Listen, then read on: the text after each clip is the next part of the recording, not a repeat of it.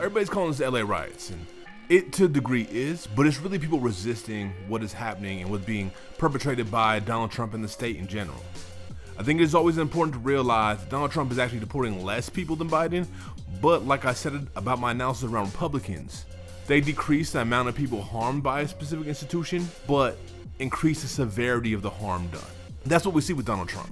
He does deport less people than Biden or Obama. However, the conditions that people are put in is extremely worse. For example, they're sending people to an El Salvadorian prison that has nothing to do with our system and state at all. That's just motherfucking wild, my nigga. The reality is, a long time ago, we should have been standing up the way we see LA standing up. I mean, literally, since the 60s, that should have been a daily occurrence. Like Hassan, even though I have many critiques of this brother, says, we live in a society that is chasing treats all the time. And the only way to get people to move is to give them treats. And the state has the most access to those treats because it has the most resources that, of course, it took through side and colonization. So we don't see the same energy on normality. In fact, the last time we saw anything that's kind of this level of energy happened in 2020. Despite irregularity, the fascism that we've seen in this country and a rise in this country in the last few years is not even coming from the last few years. If I'm honest, what has happened in the last few years is that fascism has started to affect white people. And since it's not affecting black and indigenous people exclusively anymore, now they want to acknowledge it. It's also good to point out that a lot of people who are doing the risky work, the on the ground work, are not white folks. They're black and brown, which is why we see the repression that happens, is because the system is fundamentally based off white supremacy and racism.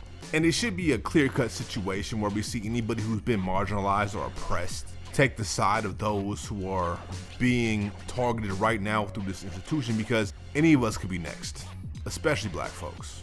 But instead we see some degree of some cookery that happens both among black folks, but also around people who are brown, who are poor, or specifically like white ex-cons.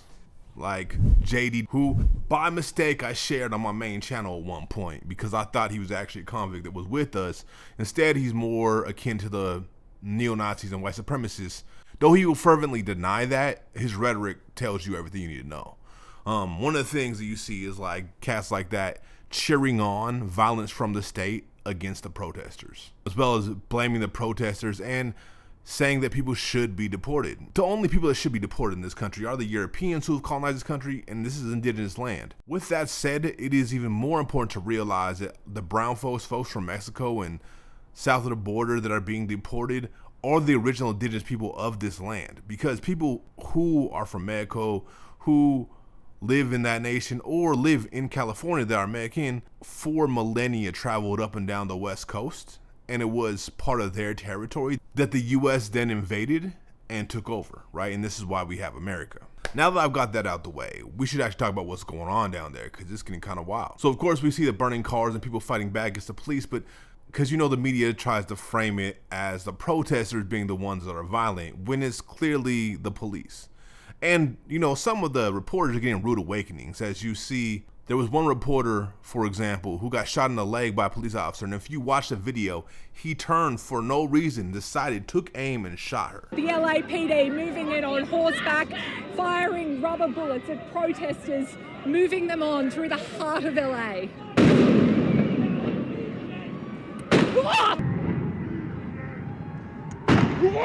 But on the other hand, what you see a lot of too is them trying to show that same woman having protesters shout her down, and they act like it's equivalent, but it's not. So the police shooting somebody is actual violence. People shouting media down happens because the media often works with the police and the state to demonize protesters and reports things very inaccurately. And anybody who's done organizing on the ground, frontline organizing like myself, knows this. But you see how the police really don't regard them with any respect either, and they're doing what they can, like as if they were Israel, to suppress the media. They're making them have their own zones where they can't see what's going on. They're attacking them, all sorts of stuff, which is really not surprising. It isn't even the first time that it's happened by any means. It happens all the time during protest.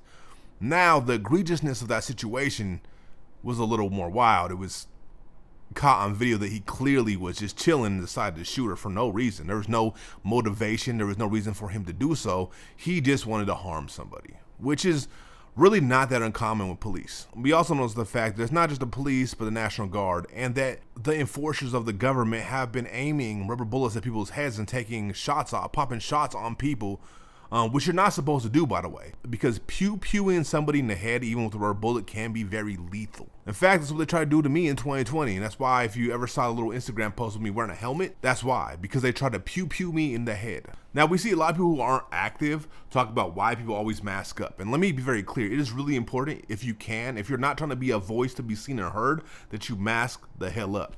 The reason is not because you want to turn shit up, and if you do, I'm not judging. I will eat popcorn, because that's all I can say because of TOS. But that being said, the reason you mask up is not only to cause ruckus, it's to keep them from being able to identify you through the cameras, because they often will target people for repression and using like grand juries to try to force information out of you to incriminate other people. And masking up helps you prevent this. One of the things you want to think about with masking up is you don't want to be too unique. You want to blend in with everybody else so they can't really tell y'all apart.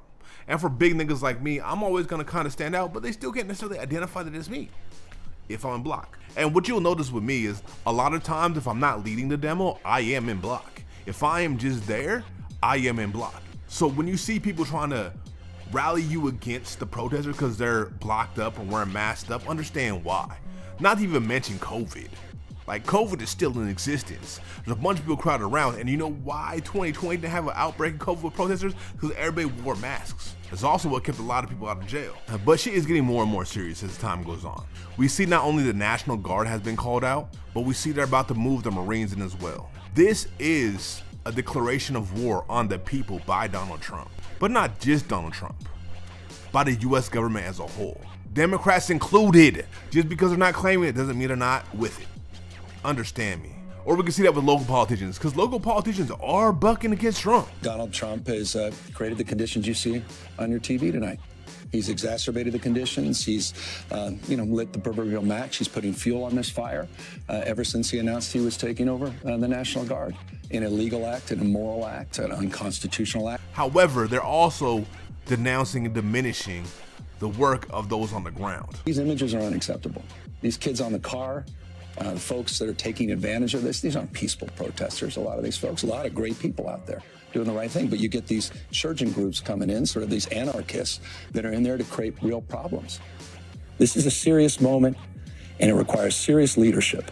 And it's time for you to be a commander-in-chief of the United States of America, and I will have your back. Specifically those who are militant, who may have done, say, property damage or fought back against the fascists. Though that's exactly what you would think you would want to do against fascists, right? Is stand the fuck up. And I gotta be real, they're doing a great job of it. Not only have people pushed the police back to the facility that they're using to deport people, but they just pretty much shut down that motion from the police, from the National Guard, and I'm sure they will do it with the Marines as well, because the people power is much stronger than the oppression of fascism. What's about to happen next? Who knows? But if you're gonna show up on the ground, whether you're traveling in or you are from LA, make sure you communicate with your networks and have people know where you're at in case you don't make it, and check in with them afterwards. Because it's really important that people know what's going on, because you can just turn up missing. You can end up in the jail system, not to be released for months or even years, and nobody knows to support you or put pressure on the state to release you. If you can, stick with affinity groups, people you know and trust. Definitely build with more people around you, but always be cautious because you don't know who people are. Let them take actions to show you that they're trustworthy. Don't just get overly excited. But it is time that we stand up, and I rock with everybody who's down there in LA. Also, thanks for rocking with me. It's been a moment with Big Villainous at Big's house. We out.